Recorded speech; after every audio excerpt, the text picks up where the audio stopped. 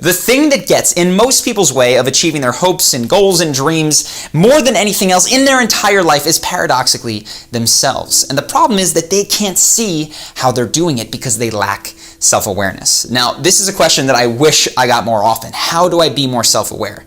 Because without self-awareness, you can't see your own failures, your shortcomings, and you have no way to catch your own blind spots, which means that in certain areas of your life, you're going to run in circles, giving rationalizations and excuses for why you're stuck and missing the real point. Is to recognize that in your life, the person who is most likely to lie to you beyond anyone else is yourself. We have some very, very complicated booby traps up here. We have ego defense mechanisms that want to keep us A, safe from a survival perspective, but B, safe from a self-image perspective. So if we get evidence, if we behave in a way that doesn't suit our self-image and we don't like the story that it creates about us, we tend to discount that evidence. So for instance, if you're in a relationship, as I was at one point, that isn't working out, but you're afraid to end it, you are unlikely to admit to yourself that you're a person who acts based on fear. What you will instead do is discount all the reasons that the relationship might not work and create rationalizations for why those don't matter for you. This is why your friends can often see flaws in the way that you behave and vice versa much more easily than you can see them yourself. So step one,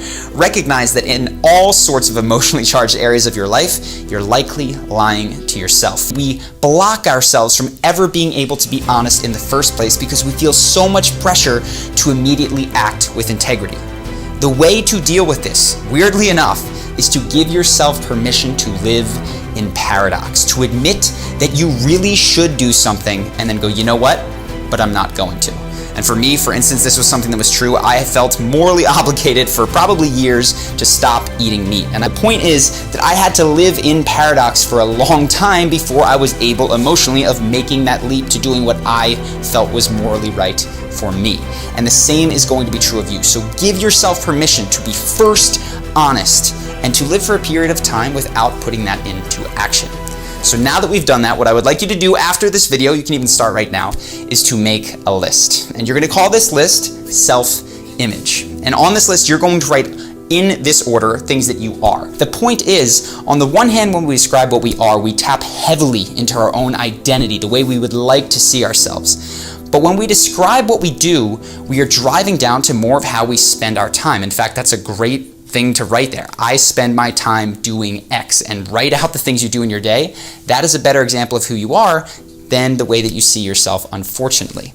Once you've done that, another way to get in some perspective on yourself is to actually go to people who know you well, because they are not under the same delusions that you are. They don't buy all the stories that you tell yourself about yourself. You go to a friend or a group of them, a family member, a coworker, somebody who knows you well, and you say, look, I'm trying to get some perspective on myself. More than anything here, I want to grow, I want to improve, and I want to learn about myself. So I'm going to ask you some questions, and you might have some seemingly harsh feedback that maybe you've told me before, maybe you haven't.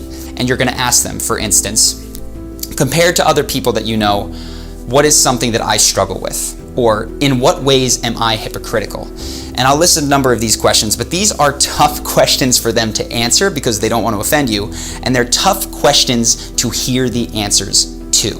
And you'll know that you're doing this right if you've created a safe enough space for them to give you answers that make your heart race, that make you uncomfortable. That is a sign that your self-image is being disrupted, attacked a little bit. What they're saying isn't necessarily 100% true, but it absolutely does give you something to work with. So that's the second thing you can do. The third thing is a habit, because the truth is self-awareness isn't something that you're going to get just from two simple exercises. You need to begin to make a practice of viewing the truth behind your desires, your motivations, and your feelings. And in order to do that on a daily basis, it is my opinion strongly that you need at least 10 minutes of space. Now, space can be any number of different things. Space can be meditation. Space can be taking a walk. But you need every single day at least 10 minutes of this, if you care at all about self-awareness. Self-awareness, to dive right in now, is how we start to relate to ourselves and observe how we are showing up in life. It's a consistent, mindful practice of observing ourselves and being honest with ourselves. And this is really key, being as honest with ourselves as possible. It's not just how we think and what our intentions are, but what's the impact that we're having on others and that we're having on ourselves? And also, how are things going through our experience, behaviors, and choices. This is what self-awareness helps us to recognize. It's calling attention to yourself with purpose. And to be real, it's not always easy or pleasant. Sometimes you won't like what you see, but when you commit to observing yourself for the sake of knowing, trusting, accepting, and respecting yourself, you could do it from a place of relative objectivity rather than scrutiny. And I always teach my clients and students that awareness comes before acceptance. Acceptance has to precede improvement, just like I said in the beginning. And all these things require curiosity, but also gentleness. We observe so we could better see ourselves. We don't observe so we could judge, pick ourselves apart, or anything like that. We observe so we can then do the rest of the steps in the framework. Again, knowledge, acceptance, trust, and respect, and have that real, genuine, cultivated self-love. So self-awareness answers these questions. It's 2 questions. Who am I being? How am I showing up? And again, with as much honesty as possible. And I say as much honesty as possible because self-deception is real. And questions to ask when you're observing your thoughts are, is this mine? Why do I think this? Or why do I think this way? You notice as well if these, especially the repetitive types of thoughts or thought patterns or ways of thinking, are they in your own voice or someone else's? By observing our thoughts, this is how we get to dismantle our socialization and our conditioning, and then later on, take ownership of, maybe even reclaim or discover what is actually ours, what is aligned for us, what is in our values, what is in our integrity.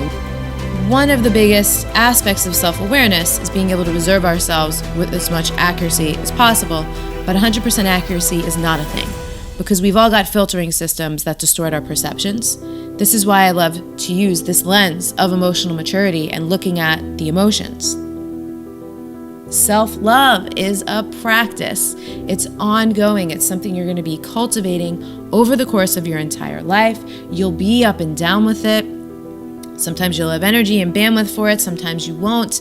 And so you do need to let all of these things be living, breathing, evolving, ever-changing practices, and accept that. There's not an arrival. I mean, you might meet benchmarks, right? When we talk about observing your responses, it's an amazing thing when you can respond to something differently than you used to. You know you've grown. You know you've made progress, right? Like, this used to really set me off. Now it barely even phases me. So we have to observe ourselves over time and also in different contexts and different situations and look at what were the factors. What is this thing we call self-awareness anyway? It's the ability to see ourselves clearly, to understand who we are, how others see us, and how we fit into the world. Self-awareness gives us power. We might not always like what we see, but there's a comfort in knowing ourselves. And there's actually a ton of research showing that people who are self-aware are more fulfilled. They have stronger relationships. They're more creative. They're more confident and better communicators. They're less likely to lie, cheat, and steal. They perform better at work and are more promotable. And they're more effective leaders with more profitable companies. In the world of self-awareness, there are 2 types of people. Those who think they're self-aware and those who actually are. That self-awareness gives us a much better shot at finding happiness and success in this crazy world. To start, we just need to change one simple word.